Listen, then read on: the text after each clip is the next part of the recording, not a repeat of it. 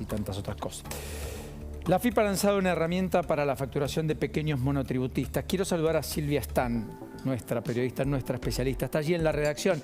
Después me meto en los temas médicos con el doctor Carlito Regazzoni, que ya está aquí con nosotros. Silvia, un enorme abrazo. ¿Cómo andamos? Buenas tardes. Hola, Paulino. ¿Cómo estás? Buenas tardes. Un gusto hablar con vos.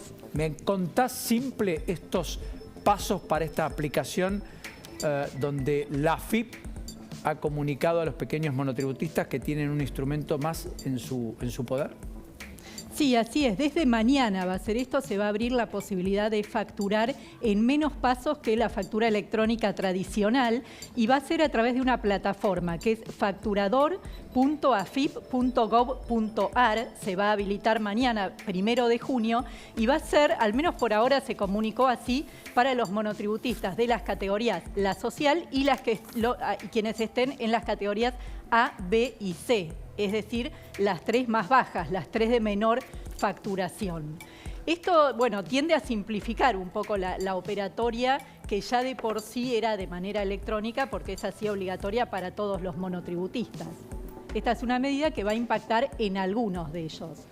Después, si querés, también te puedo contar que puede haber algunas novedades más próximas, otras un poco más lejanas que tienen que ver con proyectos de ley que están ahora en el Congreso. Acá tenemos otra placa. Esto te diría que lo mostramos así porque es lo más probable que tenga una aprobación más o menos inmediata y que empiece a entrar en vigencia ya desde el 1 de julio, que es una nueva tabla de valores del monotributo. Correcto. ¿Por qué esto? Bueno, es un poco, tiene que ver con lo mismo que se anunció la semana pasada con respecto al salario más bajo alcanzado por ganancias y es, como ya sabemos, ir corriendo por detrás de los efectos de la inflación que hace que los ingresos pierdan poder adquisitivo, no solo los de los asalariados, sino también, obviamente, los de monotributistas y autónomos.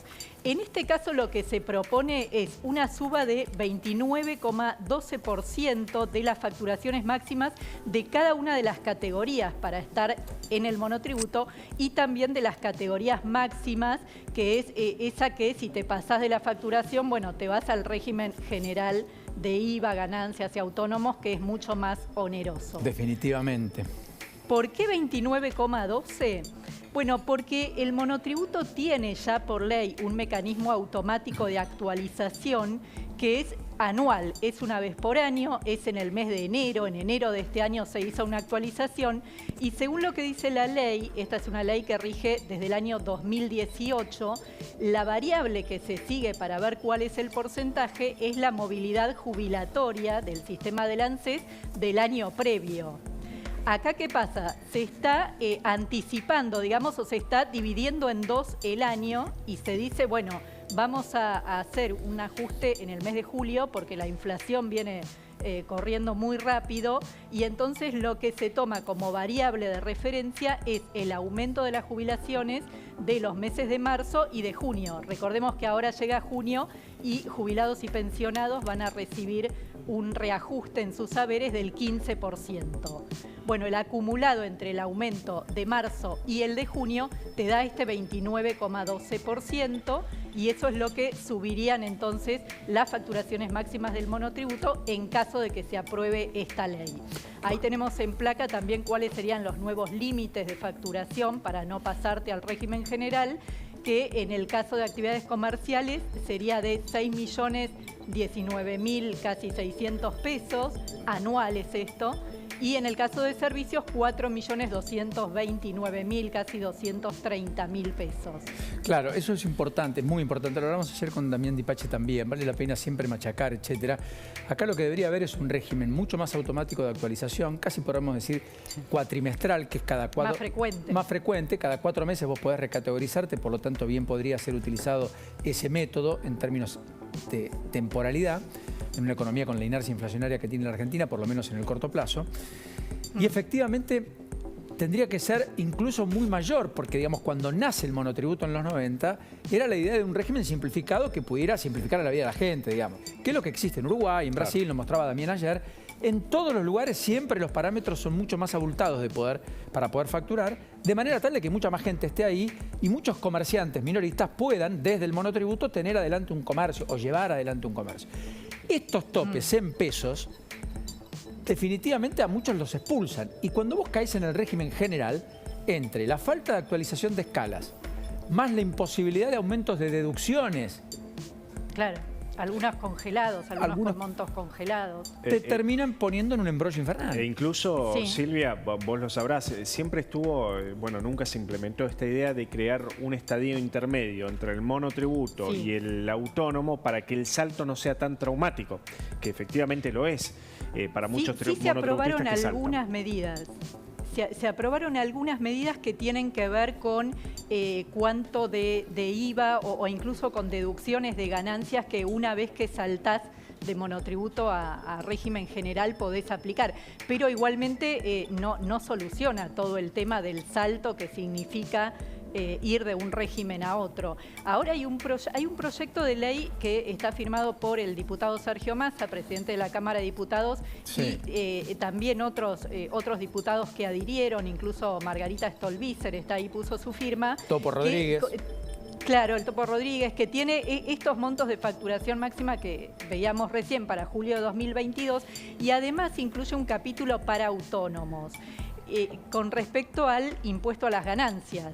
¿Qué es lo que dispone? Bueno, hay una cuestión un poco técnica, pero de alguna manera recorta un poco la brecha entre cuál es el ingreso alcanzado por ganancias entre asalariados y autónomos.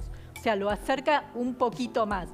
Para números redondos, porque no los tengo acá exactos, pero de 757.000 pesos anuales, más o menos te irías a un poco más de 1 millón de pesos por este año 2022. Eso va en el mismo sentido de una reforma que ya se había hecho hace unos años en el gobierno anterior. Déjame decirte, Silvia, que de todas maneras es un estropicio porque finalmente alguien que, siendo autónomo, que es profesional, que abre su consultorio, que atiende personas, que te factura, que te lo hace en blanco, estoy pensando en Carlitos Regazzoni, que encima no ganan mucho, cuando percibe poco más de 100.000 pesos con esa modificación que quieren hacer, que en realidad ni siquiera creo que llega a 100.000 pesos, va a empezar a pagar por el excedente ganancias. Y un trabajador bajo relación de dependencia que recibe en bolsillo 233.000 pesos no paga ganancia.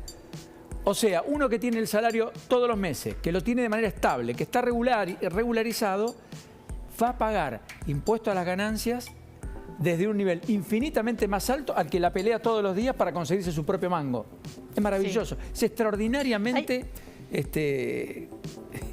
contraproducente. Desigual, sí, desigual. Está bien. Hay un documento de los asesores de Sergio Massa explicando un poco por qué mantienen la diferencia entre autónomos y asalariados y hablan de, bueno, una cuestión histórica también que siempre se dijo para justificar justamente esas brechas, que es que los autónomos tienen más deducciones posibles, o sea, hay más gastos que podrían descontar de la base imponible y eso les reduce el monto del impuesto. Lo que pasa es que acá, y esto también lo hemos hablado muchas veces, nunca hubo una actualización integral de todo el sistema y muchas de esas deducciones hoy tienen montos congelados que prácticamente no aportan tanto, ¿no? No aportan tanto a medir exactamente cuál es la capacidad contributiva que tiene cada persona. Y ese es un problema que afecta, te diría, en general al sistema impositivo, porque tuvo muchos años también de bases congeladas. Correcto. O de estas actualizaciones que no se terminan de hacer nunca de manera completa y nunca está el debate de fondo de, a ver, a partir de qué monto hay que pagar impuestos y por qué, cuál es la referencia en todo caso que tenemos en cuenta. Y se jubilan con la mínima. Esos son debates ya más de los autónomos. Y se jubilan con la mínima, sí, por si algo faltaba. Claro, además. Gracias, Silvia. Además, sí, Te mando un beso. Gracias, Paulina, un beso. Normalmente generosa como siempre, muy didáctica además. Querido Carlitos.